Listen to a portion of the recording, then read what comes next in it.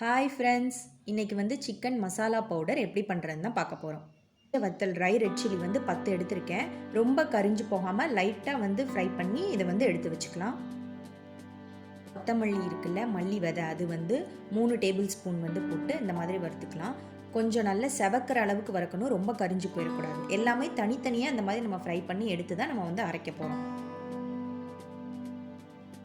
குழம்புக்கு மட்டும் இல்லை, கிரேவி அந்த மாதிரி எல்லாத்துக்குமே இது யூஸ் பண்ணலாம். 1 டேபிள் ஸ்பூன் ஜீரகம் வந்து எடுத்திருக்கேன்.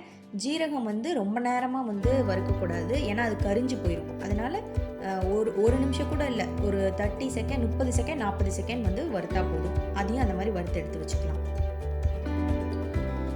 மிளகு 1 டேபிள் ஸ்பூன், குறுமிளகு அது வந்து 1 டேபிள் ஸ்பூன் எடுத்திருக்கேன். இதுவும் அதே மாதிரியே நல்லா வறுத்து எடுத்துக்கணும். சீரகம், சோம்பு வந்து 1 டேபிள் ஸ்பூன். இது வந்து ரொம்ப நேரம் வந்து நம்ம வந்து வறுக்க வேணாம், ஜீரகம் மாதிரி தான். இல்லை போட்ட உடனே வந்து ஒரு 20 செகண்ட் அந்த மாதிரியில் எடுத்துடணும், இல்லைன்னா அது வந்து கரிஞ்சிடும். ஏலக்காய் வந்து க்ரீன் கலர் ஏலக்காய் இருக்குல்ல, அது வந்து 8 ஏலக்காய். அப்புறம் ஸ்டார் பட்டை இருக்குல்ல, அது வந்து 3.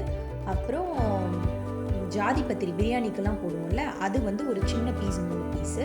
அப்புறம் பிளாக் கருப்பு கலர் ஏலக்காய் வந்து 1, கிராம்பு வந்து 10 கிராம்பு, பட்டை வந்து இந்த மாதிரி ஒரு பெரிய துண்டு பட்டையாக ஒரு 5 பட்டை 6 பட்டை துண்டு வந்து எடுத்துக்கோங்க.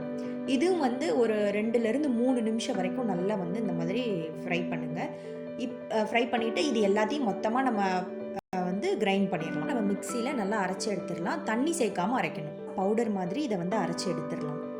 ரெடி ஆயிடுச்சு. சிக்கன் குழம்பு, pepper chicken, gravy items, biryani எல்லாத்துக்கும் இது யூஸ் பண்ணலாம். நீங்களும் செஞ்சுட்டு எப்படி இருக்குன்னு சொல்லுங்கள். பாய்.